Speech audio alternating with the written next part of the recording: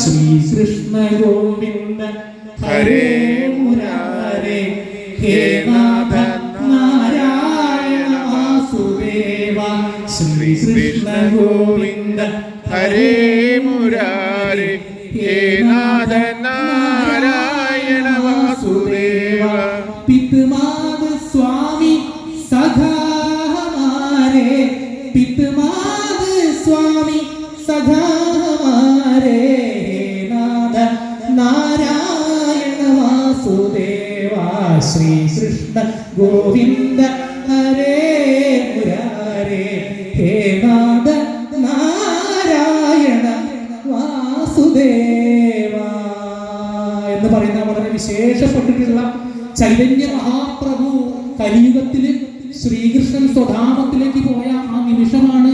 ചൈതന്യ മഹാപ്രഭു കലിയുഗത്തിൽ അവതരിച്ചു. ബംഗാളിലാണ് അത് അവതരിച്ചത് അല്ലെ? ഈസ്റ്റ് ബംഗാളില്, കൽക്കട്ടയില് ബംഗാളിൽ അവതരിച്ചിട്ട് ശ്രീകൃഷ്ണന്റെ തന്നെ അംശാവതാരമായിട്ടുള്ള ചൈതന്യ മഹാപ്രഭു അവതരിച്ചു. ഗൗരാംഗൻ അങ്ങനെയാണ് അദ്ദേഹത്തിന്റെ പേര്. ഒരുപാട് പേരുകളുണ്ട്. ആ ചൈതന്യ മഹാപ്രഭു ചൊല്ലിയിരുന്ന വിശേഷപ്പെട്ട ഭഗവാന്റെ മന്ത്രമാണ് ഇപ്പൊ നമ്മൾ ചൊല്ലിയ ശ്രീകൃഷ്ണ ഗോവിന്ദ ഹരേ മുരാരേ ഹേ നാഥ നാരായണ വാസുദേവ. അത്ര വിശേഷാണ്. ചൈതന്യ മഹാപ്രഭു നിത്യവും ചൊല്ലിയിരുന്ന മന്ത്രം. ആ മന്ത്രം ചൈതന്യ മഹാപ്രഭു ആർക്കാണ് കൊടുത്തത്? പിന്നീട് ഗോസ്വാമികൾ എന്ന് പറയുന്ന വൈഷ്ണവ സന്യാസിമാരായിട്ടുള്ള അനേകം ഗോസ്വാമി പരമ്പരയിലുള്ള നോർത്ത് ഇന്ത്യയിൽ ഇന്നും പോയാൽ കാണാൻ പറ്റുന്ന തിലകം, വൈഷ്ണവ തിലകം തൊട്ട് നടക്കുന്ന തുളസിമാല ചാർത്തുന്ന ഭക്തന്മാർക്ക് ചൈതന്യ മഹാപ്രഭു ഉപദേശിച്ചു കൊടുത്തിട്ട്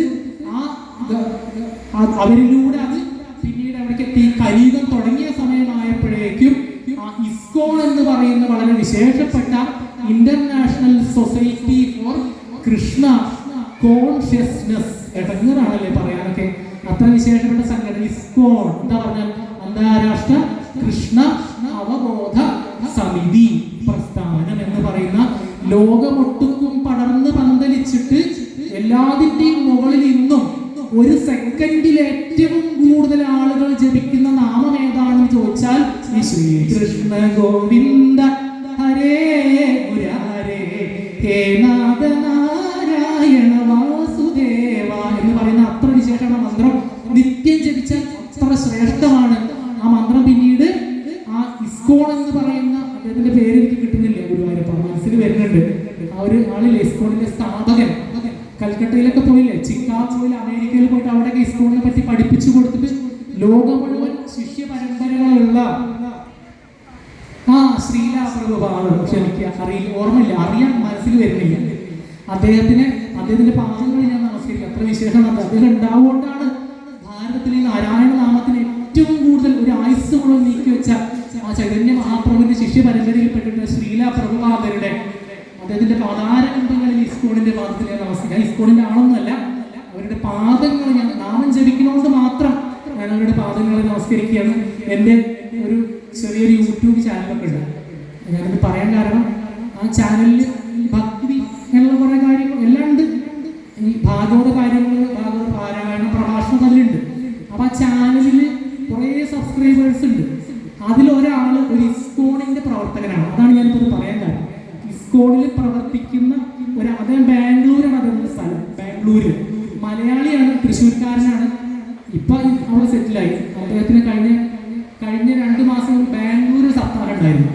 ബാംഗ്ലൂർ തിപ്പസാന്ദ്ര എന്ന് പറയുന്നൊരു അയ്യപ്പ ക്ഷേത്രം ഉണ്ടാവും, ജാലഹലിയുടെ പുറത്ത്. അവിടെ സപ്താഹം ഉണ്ടായി. അവിടെ ഞാൻ അദ്ദേഹത്തിന് പരിചയപ്പെട്ടു. ഇസ്കോണിന് നല്ലൊരു ഭക്തൻ. എന്താ അദ്ദേഹത്തിന്റെ മഹത്വം പറഞ്ഞാലും അത് പറയാതിരിക്കാൻ വയ്യ.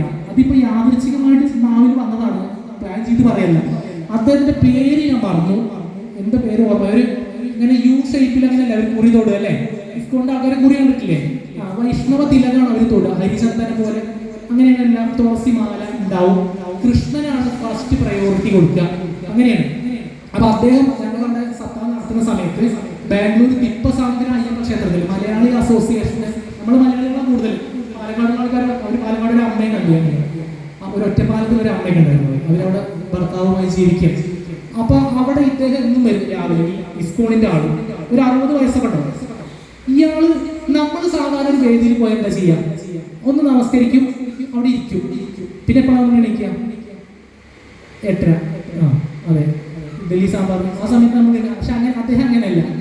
ചേച്ചി ചിരിക്കുക, ഞാൻ പറഞ്ഞു, ഞാൻ തമാശ പറഞ്ഞതാണ്. അപ്പൊ അദ്ദേഹം എങ്ങനെ വെച്ചാല് വന്നാൽ ഇരിക്കില്ല, അതെന്തിനും ഇരിക്കപ്പോഴത്തില്ല. എന്താ കാരണം എന്നറിയോ? എന്തെങ്കിലും അസുഖമല്ല. എന്താ കാരണം? ഈ ഭക്തിയിലൊരു ഞാൻ പറഞ്ഞു, ഇദ്ദേഹം എല്ലായിടത്തൊക്കെ തൊഴുത് വരും. അവിടെ അയ്യപ്പന്റെ ശബരിമലയിലെ പോലത്തെ ധ്യായേതാനന്ദഗന്ധം ആ രൂപമാണ് ശിൽമുദ്ര. അപ്പൊ അദ്ദേഹം അവിടെ പോയി തൊഴുമ്പോ എങ്ങനെയാ ശ്രദ്ധിക്കും? ഇതൊക്കെ ഞാനിതിന്റെ ഇടയിൽ പ്രഭാഷണം ഉണ്ടെങ്കിലും ഇത് എന്റെ ചെവി അവിടെ ഉണ്ടാവും. അപ്പൊ ഇദ്ദേഹം ഇങ്ങനെ തൊഴുന്ന സമയത്തെ ആ അയ്യപ്പ സ്വാമിയുടെ അവിടെ പോയി നിന്നിട്ടേ സ്വാമി ശരണം അയ്യപ്പ എന്ന് പറയും. എന്നിട്ട് ഈ ശ്രീകൃഷ്ണ ഗോവിന്ദ ഇതും ചൊല്ലും കുറേ തവണ. അപ്പൊ അദ്ദേഹം അയ്യപ്പനെ